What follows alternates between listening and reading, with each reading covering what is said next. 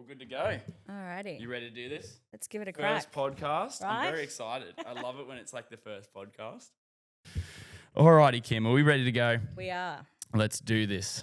G'day, guys. Welcome back to another episode of the CoolDadCollective podcast. The podcast that is for dads by a dad. However, we do have a mum here today, and I'm very, very excited to have Kim Harper from Parentline. Parentline is, we'll go into it today, but it is something that I think is amazing.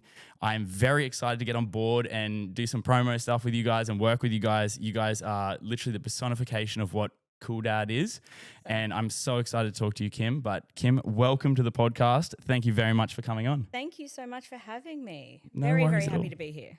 I'm very excited, and you are actually the first mum guest, other than my beautiful fiance. Oh my God, what a privilege! What a privilege! Thank I you. know. So we're sort of jumping on today, and like as I said, I'm very excited because we are talking all things Parentline. But I guess before we sort of jump into that, I usually do what we call like dad stats, but we can Okay. call them mum stats today. Okay. So you've obviously got kids. You got 2 kids. Would I you like do. to tell us? Obviously, you don't have to tell us their names and stuff like that. But 2 kids. How old are they? I do. I'm a boy mum, and so I have a 27-year-old, which is insane how quickly that's gone past. And I have a 16-year-old, so I'm in the trenches. Yeah, which Yeah. I find funny because I say I'm in the trenches and I have a 3-year-old, and you say you're in the trenches and you have a 16-year-old. So what that shows me is that the trenches is a very extended period of time. It changes. It's evolving, but it's different. Very, very different. But it's great. I'm so suited to a boy mum. Yeah. So much more suited. So it worked out really well. And they're really close now. Not so much obviously with that big age gap, but to watch them kind of come together as like young men, Yeah. it's a really great thing to see. It's and like, sorry to sort of drift off again, but raising boys at the moment is very difficult. Like with everything that's going on, I think we've all seen like the whole manosphere stuff and all that stuff. Yeah. Raising boys is a big challenge. So I very much take my hat off to you, and I can only imagine that you have some very, very fine young men I do. that you have raised. I So do. that's awesome. Thank you. No worries. So we're here to talk today about Parentline. Now, Parentline is something that I don't think enough people are aware of, and I think it's a fantastic sort of initiative where I think a lot of people can sort of get around and find that support sort of ASAP. So do you want to sort of go into, I guess, like what Parentline is and sort of how it works? Absolutely. So we are a virtual counselling service. But the big things that I want to kind of get out there is that we are free, we're accessible. So we have an amazing staff of counsellors that are sitting there waiting for parents to call in, but you can also go onto our website, parentline.com.au, and you can actually talk to a counsellor on the WebChat as well. So we're open every day of the year, from 6 a.m. to midnight every day. So it's really about parents having the option to call in and speak to a qualified professional to help them when they're in the moment, really having a hard time, or ideally like also wanting to be really kind of proactive about how they want to parent and reflect on that. But so that's us in a bit of a nutshell. I love it. And the thing about, I guess, that I was talking to you before the podcast is it's one of those things we sort of often go to, social media. We go to Google. We go to ChatGPT now. Like I know a lot of people are sort of, and those things are fantastic for just general advice. But in terms of like, you spoke about how a lot of the time you're dealing with like really dysregulated parents or parents who are in a bit of like a fuss. And we spoke about the fact that you can't really learn when your head is all over the place and you're sort of, a little bit flustered. Yeah. Not at all, but I think it's a really important time to reach out for help, and we can absolutely, I guess, learn about how to how to regulate ourselves in that. So our service is 100% parent activated. So the parent is the one that's ringing up the call, and like I said earlier, they usually are calling in a really heightened state. And we kind of talk about this concept of parenting as that balloon, and so many things kind of blowing up this balloon, but then something's going to pop it. And so parents usually call us when that pin has like hit the balloon and it's popped. And so a lot of what the counsellors do, especially in those one-off calls, is co-regulation. And when we think about parenting and we think about our kids being dysregulated and having really big emotions, our role is to kind of be there with them in that moment. And that's what teaches them to regulate, right? Yeah, We learn absolutely. about regulation and we learn about our emotions in relationships. So Parentline is there to be that for the parents. So they get to have someone that's able to be with them when they're feeling really overwhelmed, be with them when they're feeling really dysregulated, and I guess just not being alone in that moment. Yeah, yeah. And I think too, coming from like the dad side of things, and this is not me saying something out of pocket here, but men, we are very, very, very, we are famous for letting the balloon pop before we actually Yeah. seek help. And I think one thing that I've sort of learned on my journey with psychology and stuff like that, because I'll be honest, I was one of those guys, especially before when my daughter was born. I was one of those guys that I kept it all in. I kept it all in to a point where I would either one sort of lose, I guess, get frustrated at myself, and then that doesn't. When you have a 1-year-old and your wife is there and you're getting frustrated, that's not going to help anything. And I think the idea of, you mentioned before, like being proactive, so jumping on before you feel the overwhelming that sort of feeling. Do you feel like how do I say this without? Is it, I guess, at the moment, do you feel like it's more mums sort of seeking that advice than dads? It is. It's probably around an 85-15 split Wow. at the Okay. moment. But in saying that, we are seeing that increase Yeah, at the yeah. moment. And I would absolutely love to see it continue to increase as well. Dads it's so important that they're kind of getting that same support as well. And I think, podcasts like yours and a lot of work has been done over the last couple of years to really kind of normalize and to support men's mental health, particularly dads as well. It's such an important role. So we do still have that 85-15 split, but would love to see that increase. Yeah, excellent. Yeah, and I think too, like, there is a lot of like resources now for dad. Like, I feel like nowadays, especially coming from a sort of dad standpoint, and I know it's harsh, but there really isn't an excuse as to why we're not getting help. You get, like, we have, like, Parentline free counselling, right? You got psychology, you got all these accessibility, like with podcasts and stuff like that. I feel like now is the time where I guess men are sort of standing up and saying, hey, I want to be really good at this. It's really hard to do so. And I'm feeling like there is a change in that, like, now men are seeking help, which is fantastic. I think it's more just like getting those, like, I guess, organizations to sort of the forefront. So men are more likely to sort of call and get that advice, right? Yeah, and that awareness around it. I think it's interesting because we kind of talk about like it's a conscious decision as well. And I think a lot of the time when we're supporting people that aren't, whether it's men or women, people that haven't really learned how to express their emotions or even have a really good understanding, it comes down to that kind of capacity issue.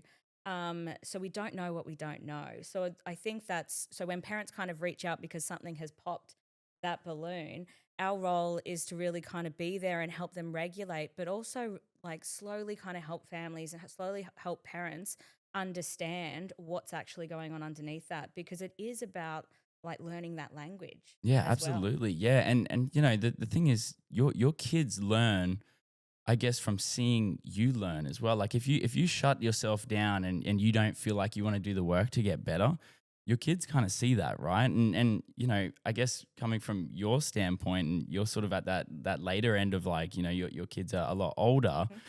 Do you see, as they're older now, and this is coming from, like, a toddler dad with a 5-year-old as well, do you see in your kids that, I guess, they're modeling your behavior too? Like, if you are sort of flustered or something and you exhibit like a behavior, do you see your sort of sons doing that same thing, or vice versa, even with a positive thing? I definitely do. Yeah. I don't think they've been able to kind of get away from it. But I'm human too, so I'll Yeah. absolutely have my moments. And it's always funny when my kids kind of like see that moment and they're like, "No go, parenting expert, look at you go," kind of thing. Yeah, yeah. But yeah, absolutely. I think the biggest thing for me and my own kids is really like clear, like open communication. Yeah.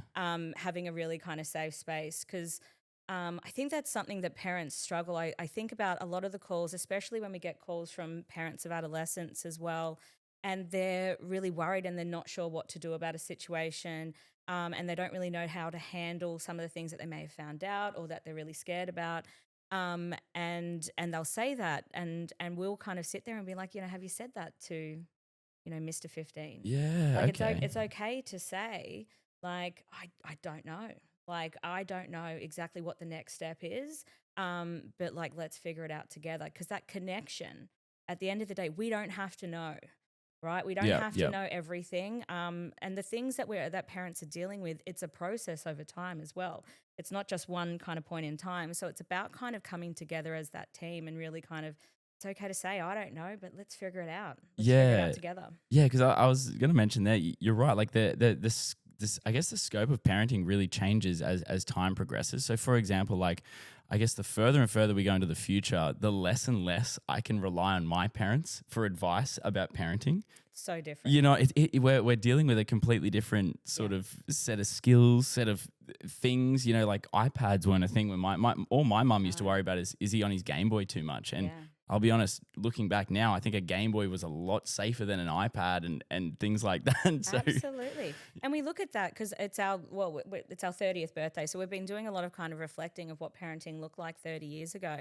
And, I remember kind of, being sent out and come back at the end of the day kind yeah, of yeah, thing. So there's that really kind of interesting dynamic for where, in the 80s, parents kind of like pushed their kids and it was that independence and you'll be right kind of thing. And then has it kind of gone the other way when everything feels very scary? mm, And so we want to kind of protect our kids from everything as well. So it's that kind of seesaw that's just kind of banging from one side to yeah, another. yeah. And we really want to kind of balance it out a little bit in the middle, I Yeah, think. and that is so hard. But as you said, like Parentline's been around for 30 years, 30 which means years, yeah. you have 30 years, I guess, 30 years worth of data to work with. Like, We do. you know why people are calling. You've had this. You've probably seen the transition from that like influx of technology, and I guess it's really like amazing because you do have, like I said, that data. So you are in a position where you can provide help to such a large scope of parents, which I think is so amazing for a free service. You know what I mean? And I know this sounds like I'm just saying I haven't set this up with Kim that I'm sitting here and saying all these amazing things. I love it. I've done a lot of research with Parentline and I've sort of like got into it and one of the things you sort of mentioned on the website as well that it's like it's judgment free. No one's gonna, and I think that's one of the things around parenting. We hold ourselves to a standard, and I feel like you said before, it's almost like a pride thing not to admit that you have no idea what you're doing. And I think when we get to the point where we feel comfortable with going, hey, I don't know what I'm doing. Like, this is the first time I'm doing this too. Yeah. I think, yeah. But it's also kind of normalizing the fact that parents are human. Mm. And when really hard things are going on, and also like parents are the center of that family household, so everything kind of revolves around us as well. Whether or not it's looking at like putting a roof over our kids' head, our own careers, our children's well-being, finances, like everything kind of revolves around us, and that can be really overwhelming at times. And as we're the ones that are dealing with it, we absolutely have moments where we don't do well. Mm. So when we talk about but not being judgmental, non-judgmental space, it's not only about the I don't knows, it's also about the I really don't like what I just did Yeah. just Yeah.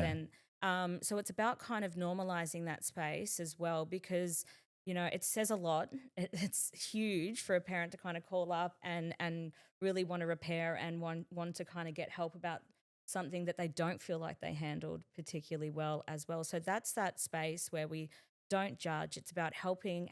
The first step is having a bit of empathy for ourselves, Mm. and first and foremost, and sitting in a space and having someone help organize and help you understand why it kind of got to the point that it did and why it felt so hard at the time as well. So that's that first step. Empathy, having a really safe space, a non-judgmental space where we can actually kind of reflect and have a little bit of empathy for ourselves first and Yeah, foremost. absolutely. And the self-compassion thing is something that I think I struggle with a lot. Like there's so many times that my fiance will say to me like, you're doing a good job. Like it's just this one thing. You know what I mean? Yeah. Like maybe like you're doing all these amazing things, but like you're thinking about that one time you lost your temper, right? And you know, parent guilt is a slippery slope. Yeah, Like you do one absolutely. bad thing and all of a sudden everything's bad. Yep. And then once you get into that mindset, you sort of lock yourself into a bit of a rut. And your kids can notice when you're in a bit of a rut, right? Absolutely. Yeah. It's that kind of micro moment when we're that hard on ourselves. I kind of talk about, like I said earlier, that, you know, our kids definitely revolve around us. So if we're kind of in that space, if we're in a really negative space, it will absolutely affect those connection moments, those micro moments. Our kids are reading our nonverbal cues. They're Yeah. picking up on all that kind of stuff as well. So being able to kind of you know, but to be able to do something about that, we need to have insight into that. We need to even first like understand that that's what's going on for us, because I think so much of what we do in an emotional space is unconscious. Yeah, as well. absolutely. Yeah. And, you know, the other thing too is our kids learn from us. Like if they see us, and I think I just mentioned this before, when I'm stressed, I can see a very clear difference in my daughter's behavior. Not in a way of like, you know, she's naughty or something, Yeah. but I can see it's like my stress almost feeds into hers and she feels stressed. And then I look at that and I go, oh my God, I'm making her stressed by being stressed and I'm trying to de-stress by it. And I guess Absolutely. that's that intervention moment, right? That little moment there where you're like, okay, I need to reach out to someone here. And Absolutely. I love an analogy, so I'm sorry if it's too many. no, I love as it. I love well. it. And Please. just I love analogies too. it makes really complicated things a Yeah. little bit easier My to ADHD understand. brain needs analogies. It Yeah. works well. And so we kind of use that analogy. You know, you've heard of the frog in the pan. Yep. Yep. And so if you haven't heard of it before, if you have a frog and you put it in some water, and I hope that this is not true, but it's just an analogy, and you slowly kind of boil it, it won't move. It'll stay in there, and unfortunately will get boiled. Yeah. But if I had boiling water and I took a frog and I kind of chucked it into that, it'd be like, not today. I'm Okay. jumping out. So Yep, we kind yep. of talk when we're talking to families. We want to ask them like, what's the temperature of your home at the moment? Because it's happened subtly, and that's the stuff that will contribute to the temperature of our home are things like you've mentioned. If mum and dad are stressed, we are the biggest influence on the temperature in our Yeah. home as well. But our kids are coming into that temperature. Mm. So they're going to feel if it's warm and they're going to react as well. So their kind of coping strategies and their capacity is going to be up that little bit higher because the water's warm. So we talk about how do we cool it down? How do we consciously cool it down? And if you think that you've got not only dad in that household that's been at work all day, that may have been stuck in traffic. We've got mum that's been at work all day as well. We've got teenagers, which just naturally Yep. heat up the water in the Oh, first yeah. place, and then little kids as well. So there's lots of things contributing to it. So like that concept of just like how do we cool it down? If we can consciously feel that everything just feels that little bit heightened, and we're a little bit more reactionary to things as Yeah, well. I love the idea of looking at it as like a temperature thing. I Yep. think that's so good. And that, you know, I liken it to when sort of like, and this is a different dynamic too. Like now, and the change is, you know, majority of families now have two working parents. So both parents are carrying that financial stress as well. And, you know, Kia and I, we tend to do the percentage checks. So, like, I'll come home from work and she'll be like, where are you at? I'm like, dude, I've got 10% in me.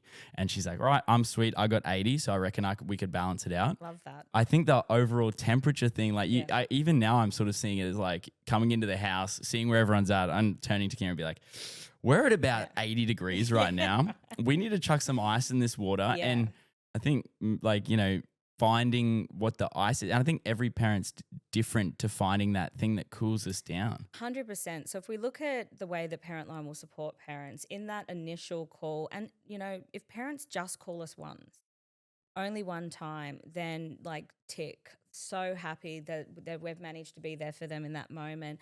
And our role is to actually help them cool down that water in relation to make them not feel alone, to help them regulate down. And if that's all we do is just cool that initial water, then the team have done an amazing job. We also have the ability, depending on the complexity that is coming through, to work with them in an ongoing fashion. So the client, the family might get a consistent counselor that will call them fortnightly. So then the role is to really kind of then, what is contributing to this household, the temperature of this water? And so many things can do that. So we want to first kind of look at, and families are going through it at the moment. So there's a heap of different ways that we do that, whether or not it's understanding exactly what's going on for that family right now, but even kind of looking at things in the past and how that just will naturally heat up our water as Yep. well. Our own experiences, as our past parenting, but we've all been parented as well. Yep. There's so many things that can really subtly heat up that water. So when the counsellors are working with parents in an ongoing fashion, we really look at understanding that kind of concept. And our role is to really, I guess, help that parent get that insight into it, because then we can actually do something about it. Yeah. If we don't know what's heating it up, we can't do anything about it. One of the things that I love as well is also understanding that every family is super unique. Yep. Every family has really different needs. And because we can't cover all of Queensland, we have great relationships with face-to-face services as well. Yeah, that's awesome. So looking at that family, knowing, okay, the water in this household is really hot right now, so we're going to put a referral in for some face-to-face support over here, or we're going to refer this teenager to, for some mental health support as well. So it's understanding how we fit in that big picture, that big kind of puzzle, and how we can kind of stay involved and help support the family through whatever they're going through. Yeah, absolutely. And I think that that's so important too, because a lot of us sort of like, I guess, base our experiences of parents or of being parents off our own experiences, right? And I think, one thing Kia and I sort of deal with is we both had like fantastic upbringings. We were very privileged, very lucky that, my parents were amazing parents. Same, Kia had, her mum was absolutely amazing. But there's still sort of like clashes where sort of how I was brought up might clash with how Kia's brought up. And so we're thinking to ourselves, we're like, well, we can't base how we parent based on our parents, because you didn't have my mum and I didn't have your parents. So we almost have to build this sort of like, I guess, intertwined version of our own. And that itself does create a bit of stress and pressure too, right? Like, because we're all unique. There's no one size fits all. And I think we're so caught in this idea of, if I can do what this family does, I guess, when you hang out, when you hang out with another family, and it's never bad, but they might do something different to you, and you automatically, I guess, it's never like oh, that's so cool. I love that they do that. Yep. It's usually like a reflection on like, oh my God, did I miss something here? Like, have I stuffed up, and like I should be doing that as well? And then once again, going back to that self-compassion and understanding that we're all so different. There is no one size fits all. And I think that's so important to sort of like, when you reach out to someone, be like, hey, this is what we're working with. I don't know if I'm doing the right thing, and like, I think the uniqueness of it makes it, all this exposure to social media and stuff like that. The uniqueness of families, I guess, brings that comparison, and that comparison leads to us feeling like we're doing a bad job. You know what I mean? Look, and if I look at kind of the main reasons for why parents call us, family conflict is absolutely in the like top 5. Extended family, or just inside. Like, it's whether or not you're looking at the child and the parent, and how they're kind of managing what's going on for the child at the moment. We definitely see that a lot. With parents of adolescents that are calling through, but even co-parenting and parents, like you just said, but to expand on that further, parents that speak a different language, right? Yeah. Okay. Like wow. they parent differently, Yeah. and they speak a different language when it comes to the language of parenting as well, and how to navigate that space. So that's consistently in the top 5 reasons. Okay. It's probably, I think, would even be a little bit higher if I'm just looking at the male, especially when we look at separated parents. Okay. Yeah. It's really hard. A lot of the dads that will call through to the service as well, might be going through a separation, feeling super disconnected. And we look at, there's a lot of kind of anger there as well, but absolutely fueled by grief. Yeah.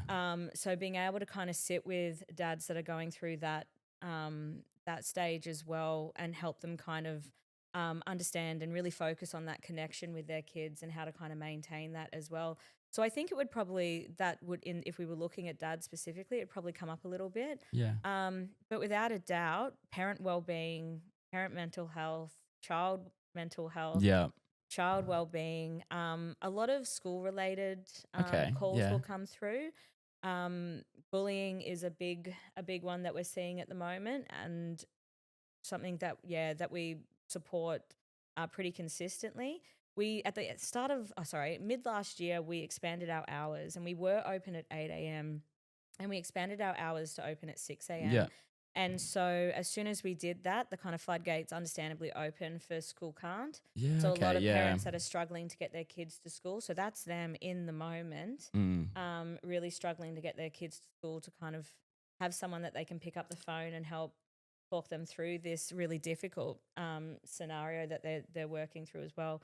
But that's probably the main stuff that we see. But definitely that communication misalignment happens quite Yeah, frequently. absolutely. And coming from, I guess, from a teacher standpoint, I think that because a lot of people are sort of really quick to judge parents if their kids are misbehaving, right? Like, and coming from a teacher standpoint, more often than not, if I'm calling a parent for behavior, it's not the conversation I'm expecting. So, like, the conversation you're expecting is you call up and then the parent sort of goes a little bit at you, like, I'm not, Get defensive about get it. defensive.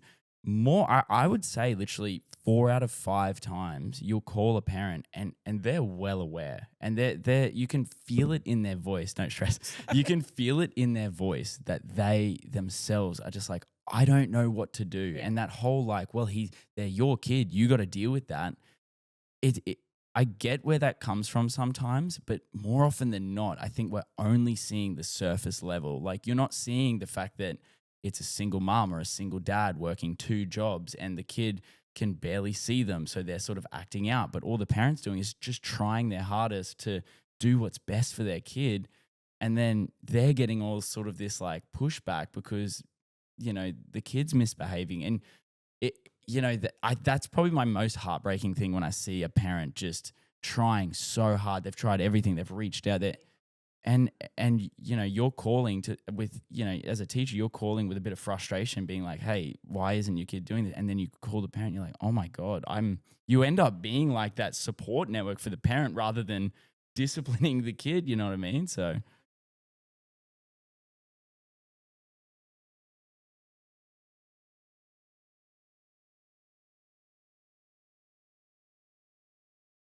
mm, yeah.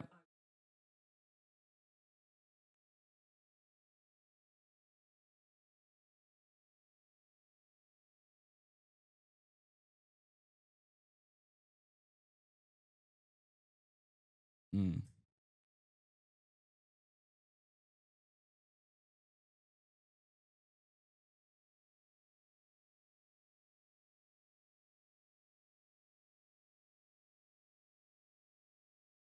mm,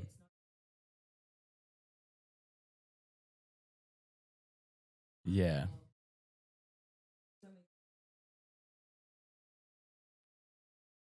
Yep.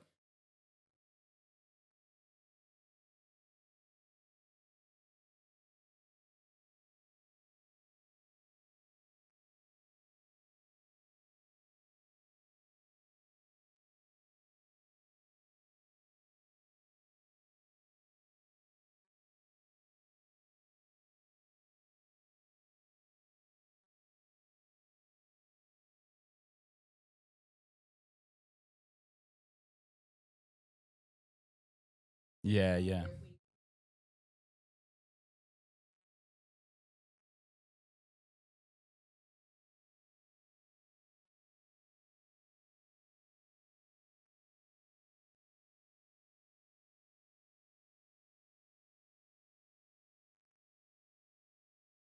Yeah. Yeah.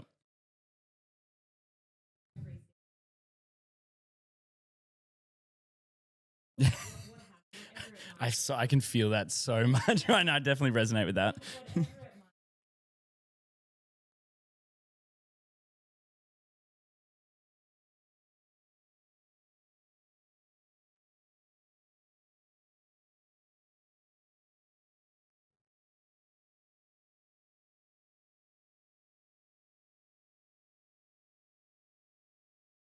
Mm.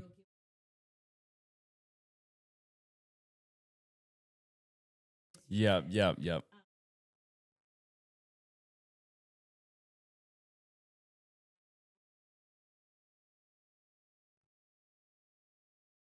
Yep, I know exactly what you mean. Yeah.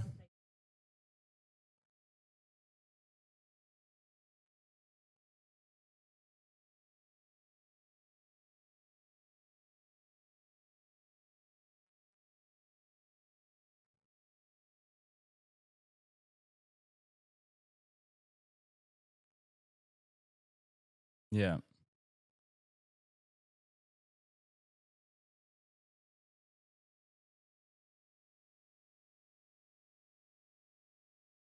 Yeah, and I think that the idea of showing up for parents is so, because I always think about the fact that, we look at, I guess, the future and the kid, and everyone's worried. I don't think there's ever been a generation that doesn't look at the generation that's coming up and go, oh no, we're in trouble here. And then, rinse, repeat. It happens all the time. We end up being okay. We just sort of adjust to what's going on. But I think, in the moment where we sort of look at the difference in, like, and we spoke about it before, how over the 30 years of Parentline, you've seen this drastic change in how parenting has gone. And even elements like, we talk about the village, like, and, as, time goes on, the whole village mentality, it's there for some, but not for all. You know what I mean? And there are times where you want to rely on your village and you feel like you can't. And when you can't rely on your village, you feel like you're isolated, as you said. And I think isolation as a parent is, and for stay at home parents, I know there's a lot of stay at home dads now, and typically stay at home mums too. I don't think we realize sort of that job. I know people look at it like it's still a job, and this isn't, and we have arguments over it, but I've done it and it is exceptionally isolating sometimes. And there are some days where, even on a Tuesday, so usually I have the girls on a Tuesday, all my friends are at work. And so I can't call anyone and be like, hey, dude, I'm really struggling. Can we just go to the park today? And I can't do that. So you feel, yeah. And I think, knowing that there's I guess, that safety net of platforms like Parentline, it's nice to know that there's something there if I can't do it myself. You know what I mean? I feel like, in just seeing your reaction there, I feel like you're like, sweet, that is exactly what we want Parentline to be. Yeah.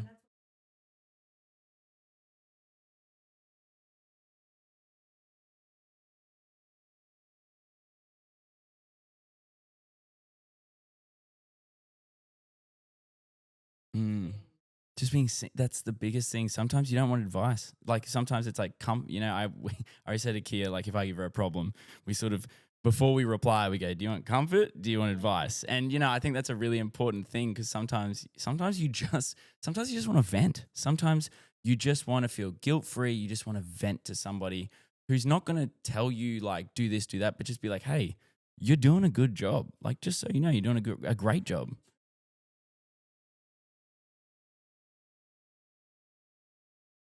Mm, mm,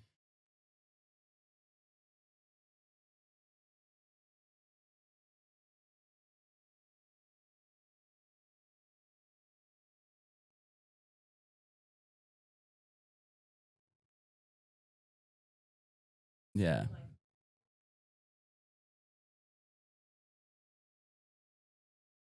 Yeah. Yeah, absolutely. And one of the things I noticed about like Parentline, and sort of, I looked at the webs, and you cover like pregnancy all the way up to pretty much like even where you're at as a parent. Like, I mean, the parenting journey does not stop. Like, you know.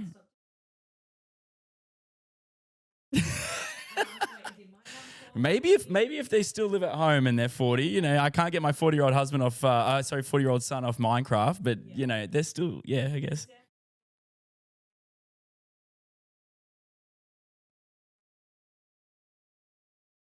Mm. Yeah. Yeah.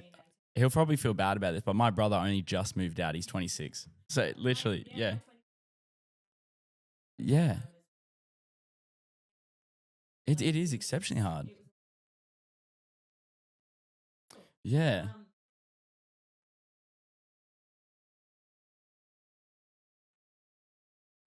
Oh, yeah. Yeah, the trenches don't end, hey? Yeah. Yeah, yeah.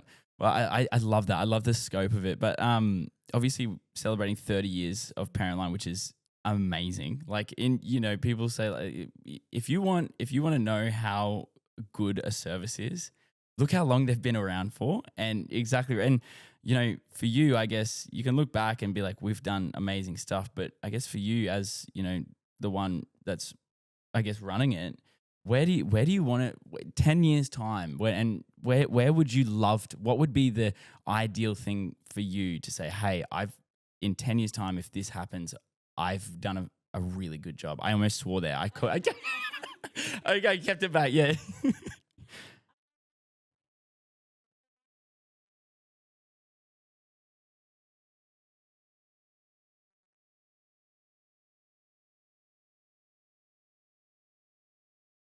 It's amazing.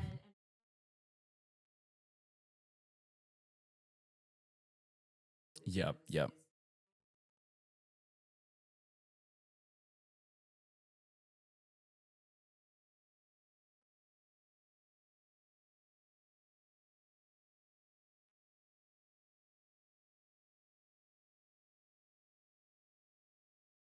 Wow. Yeah. That's huge.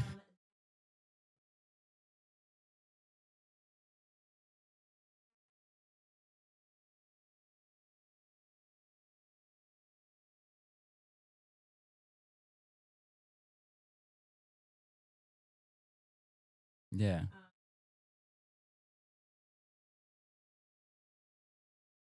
Yeah. Yeah.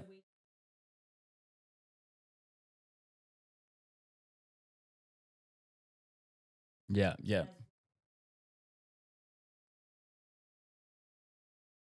Yeah.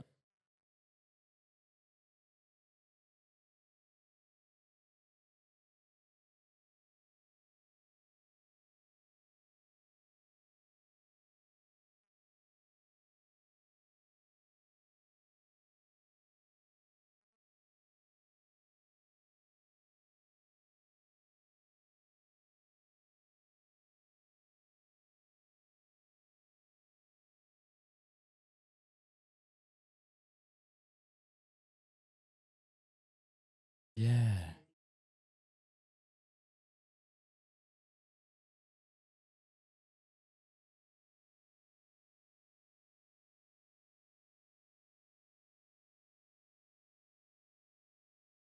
Yeah.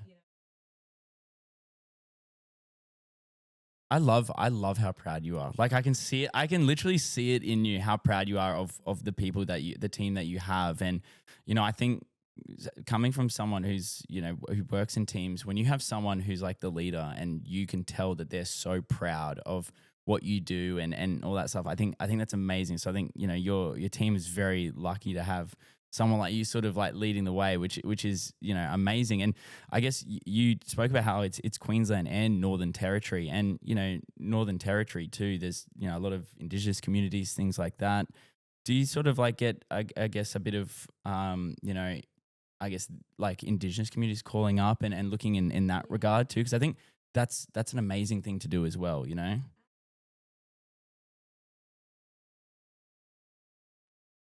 Yeah.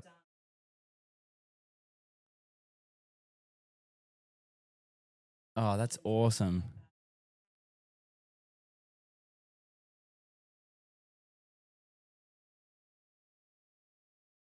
Wow. Okay.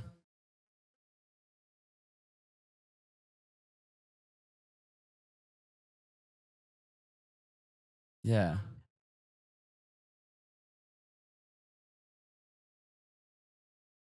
Yep. Yeah.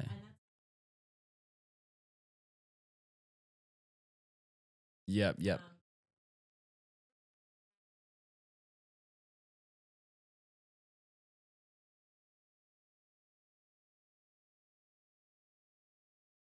Yep.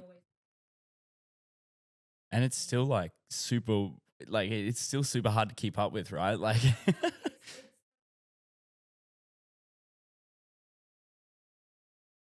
yeah.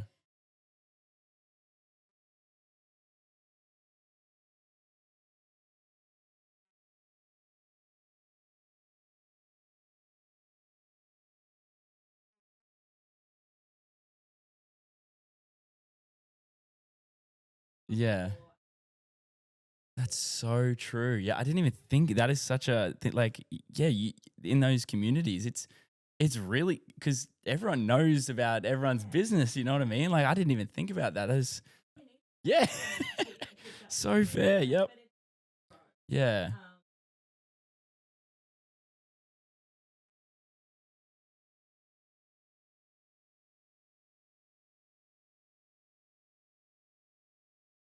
Yeah. Absolutely. Mm.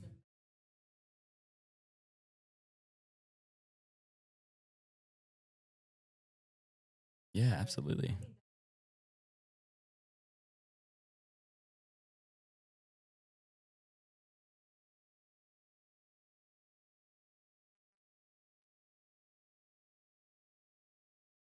Yeah. Big time. Because I yes. Yeah, because that face to face, like there is an element of like, I'm nervous. Like, what is this person going to be like? Whereas on the phone, I feel like, even like jumping into a podcast, like, we hadn't met before this. So, and I was telling you how, like, to get to the studio, you got to go down underneath. And I'm just like, yeah, I'm just like, hey, just so you know, Kim, once you get inside, it's nice, trust me. But the outside, but there's that intimidation level with that as well. Like I remember the first time I saw a psych, and it took me 3 goes with 3 different psychs to find the one that really gelled, and it was nerve wracking the first time. Like it's the initial where you have to go, you have to almost open up, and if you're not a very open person, it takes a while. So I guess one of the questions I sort of wanted to ask that sort of come up is like, I guess when you call parent line, like what can people sort of like, I guess, expect when it's happening?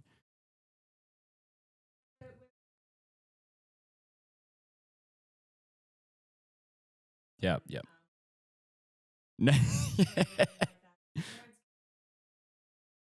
Okay, yeah.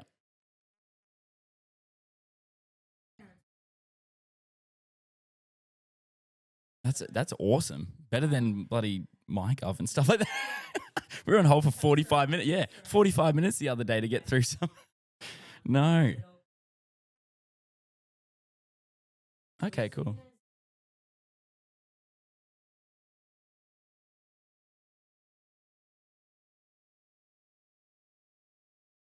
Amazing.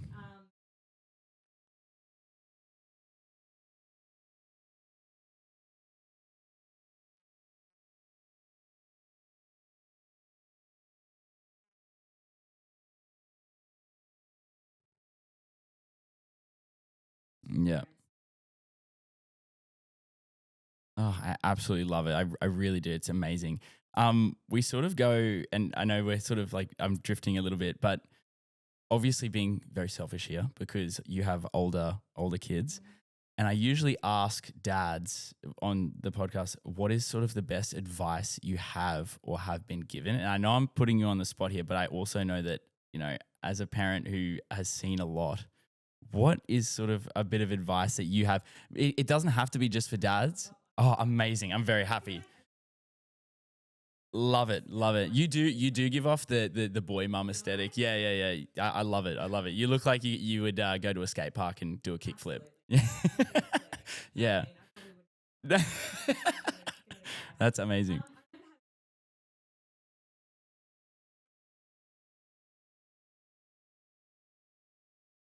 Yeah. Yeah. Yep, yep, yep.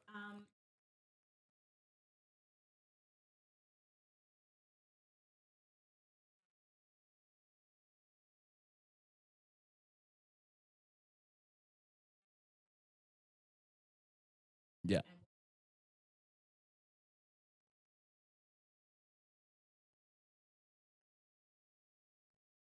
Yeah. Yeah.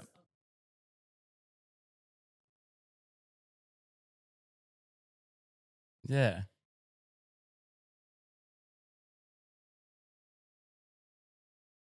Oh, I love this.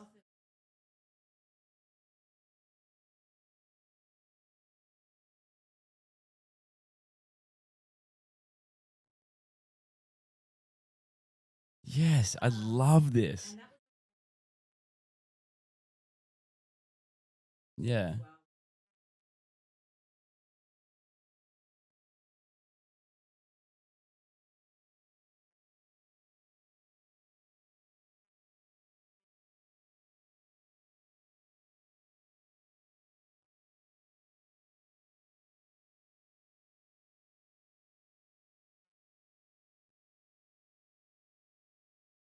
Mm. That's I love that analogy. Like yeah, okay, I can understand why you said you nailed it because you absolutely did nail it. Yeah, no, that's so fair, and I think even down to the fact that you managed, because I'm assuming your son's into footy.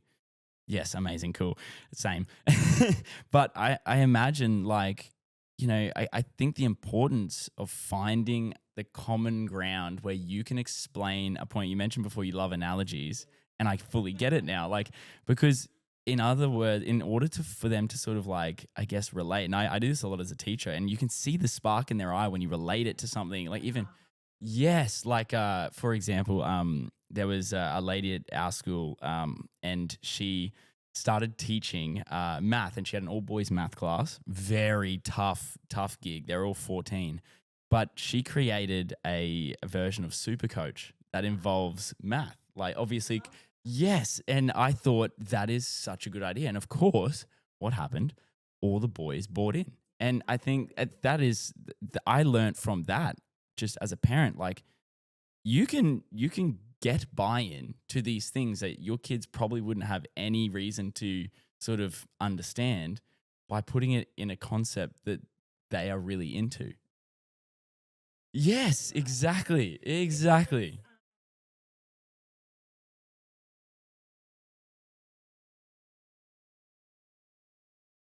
Yeah. Yes. Yep, yep.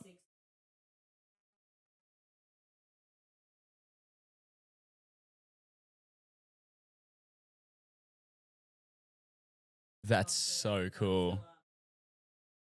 That was me with Pokemon games. I learnt to read. I'm not even lying. My mum got me a Pokemon game when I was 6. And the condition for me playing the Pokemon game is when the character was talking to like a NPC or a non player character, I would have to read the dialogue to my mum. And that was the condition. Mum's like, you can play however you want. But if you're sitting next to me, you're reading me what it says. And I was like, oh man. So no, exactly. So I'm sitting there like sick. I got to play Pokemon, but I got to, so like my mates would be like, "What are you doing?" I'm like, "Dude, just let me read. It's fine."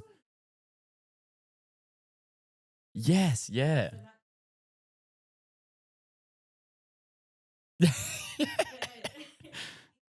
Yeah.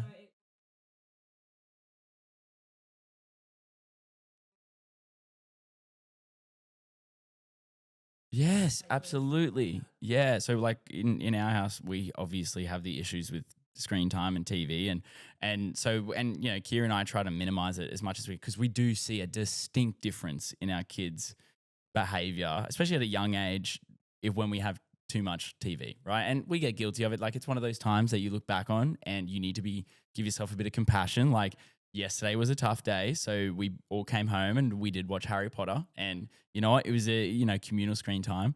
But I've actually started playing Dungeons and Dragons with my daughters. Yeah, with it. So we use two regular dice to make it, and I usually make it like if it's above 6 or below 6, you have two options of what's going to happen. And I create like a story using ChatGPT with princesses, and I gave them like their own characters, and we printed out what their characters look. They absolutely love it. And yes, it is so much effort because they love me being really emotive when I'm telling the story. But I like watching their faces when they're seeing me be silly, and it's I really think it's so cool because it's just, we're doing like math and we're doing storytelling, but we're all relating it to like fairies and all this stuff. And you're getting massive buy-in. I'm like, this is so much better than TV. It does require a lot more energy, but it's so much better. And I love it. It's so fun. Yeah. But it's sort of like, relating back to what you said about, relating it to something that they can really sort of be in. Yeah. Obviously leading into like the end of the podcast, I want us to finish off on something that, and I want, come from the heart from you, but if someone was to call Parentline, what do you want them to know before they call? Like what's something that you want to, when they pick up the phone, if you could have your voice in their ears, what would you like them to know?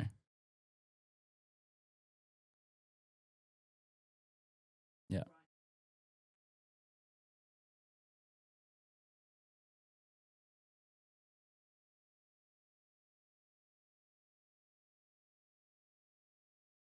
Mm,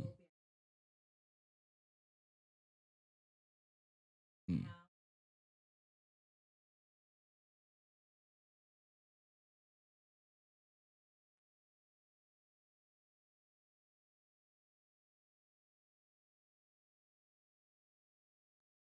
yeah.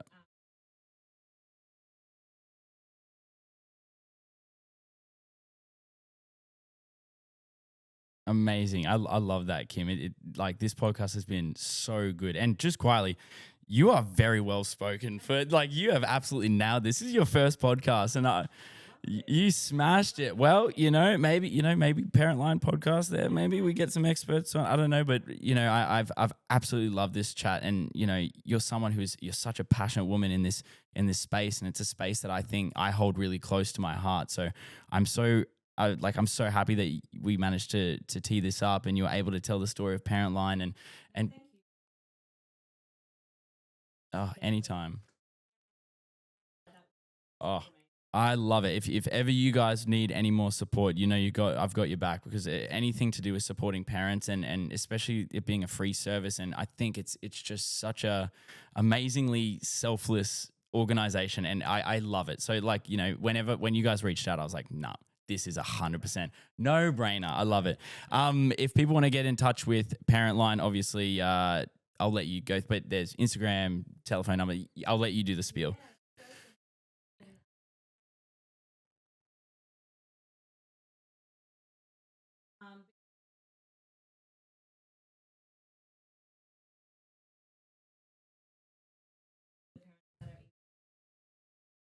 Yeah.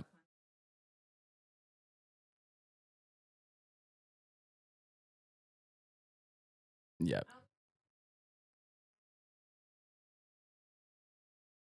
Oh, awesome.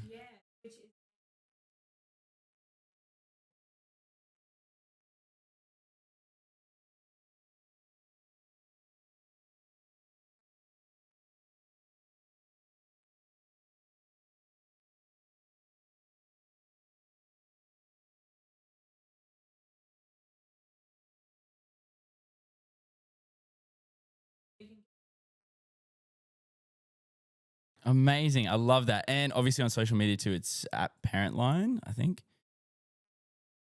That's the one. Yep. Cool. Cool. And I'll tag all that below, and it'll be in the show notes and everything like that. And I was even noticing on like Instagram stuff, you post a lot of resources on Instagram and stuff as well, which is fantastic. I love that. It's very accessible, easy. We're all on our phones. Like we don't have to sugarcoat it. It's amazing that, to be able to like sort of, I guess, follow the page and fill our algorithm with things that are going to be genuinely helpful and not things that make us go, am I doing a good job? You know what I mean? I love that. I love that. Thank you so much, Kim, for coming on. I've appreciated every second of this chat. Guys, if you want to get in touch with the podcast, at CoolDadCollective at hotmail.com. I said at CoolDadCollective. You guys know the drill. At CoolDadCollective _ CoolDadCollective everywhere. Guys, have a fantastic rest of your week. Enjoy the time you have. If you need support, you have somewhere to reach out to. Reach out to Parentline if you need to. And guys, just enjoy the time you have with your kids and take care of yourself. See you later.